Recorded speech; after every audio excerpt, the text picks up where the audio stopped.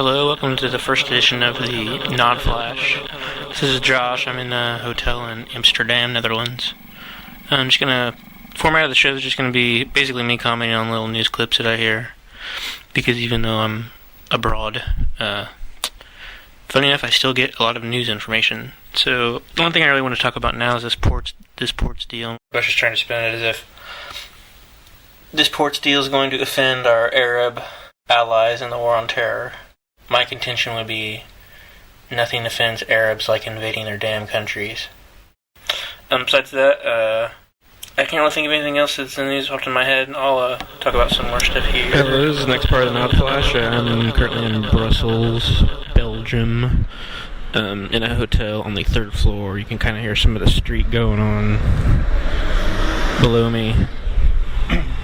So I've been watching CNN a lot. CNN International's here, which is kind of cool. Whenever I used to have cable a couple years ago at home, they used to show it real late on either Saturday or Sunday night for a few hours, and it's still a lot of the same hosts, and the coverage is really different from international to America. Anyway, I guess the thing that's hogging all the news around here, which rightly so, and I didn't even think about this, but when Slobodan Milosevic died in The Hague a few days ago, Maggie and I were in the country. Maggie and I were in the Netherlands, so it's kind of strange. So they're talking about it a lot on the news here. It seems like there are still a lot of pro-Serbian, or more like hardline Serbian, I should say, people in office there. Basically, Slobodan Milosevic got removed for, he was called the Butcher of the Balkans, for creating his own little mini genocide. But a lot of his friends and his party are still in power there, even though we removed him. Well, the UN and NATO and such has removed him and taken him out of power. His cohorts are basically still there, running a lot of the politics, so that continues to be a place that's really messed up. It's better, but it's still pretty messy. His son is trying to get his body to go to Russia, I think. Some Serbians want him to be buried there as a national hero, and some of them don't want him to want him to be buried as like a war criminal and as a fucking genocider. So that's all very interesting, and we'll see how that plays out. We're off to Luxembourg here shortly, and I'll try to follow the news and talk a little bit more about stuff when I'm there. This happens to be Antwerp, Belgium. Antwerp, I guess the literal translation is diamond.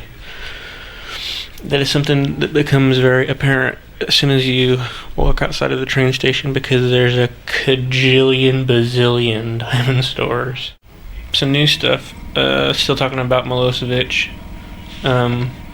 Looks like the funeral's going to be in Belgrade instead of Russia, where his people, quote unquote, are from, or whatever. I have a hard time keeping track of who his people really are.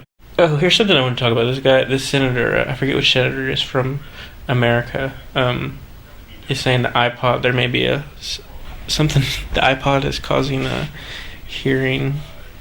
Maybe the volume's too loud and could be damaging little kids' ears. So now Steve Jobs could have a federal investigation on his hands. Other stuff in the news, can't really think of anything offhand. This may or may not be the last time I record from out here. If it is, people need to get to Europe, because it's a pretty fun time. Very interesting. Europe's very, very different from America. You don't have buildings from fucking 14 such and such or 15 such and such in America. And I think that transcends through the entire society. So it's like institutional memory, that the things that benefit them from being here for so long are apparent in all of their culture, whether it be a building or the way that they fry a damn fish. There are a lot of benefits to that.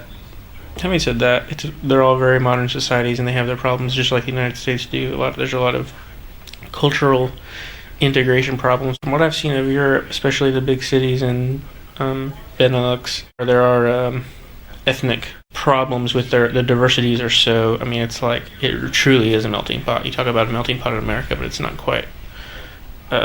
quite the same as it is over here. You really have all kinds of cultures, and aside from like really gigantic metropolitan areas in America, like New York per se, you do not have this kind of mix of people in America hardly anywhere.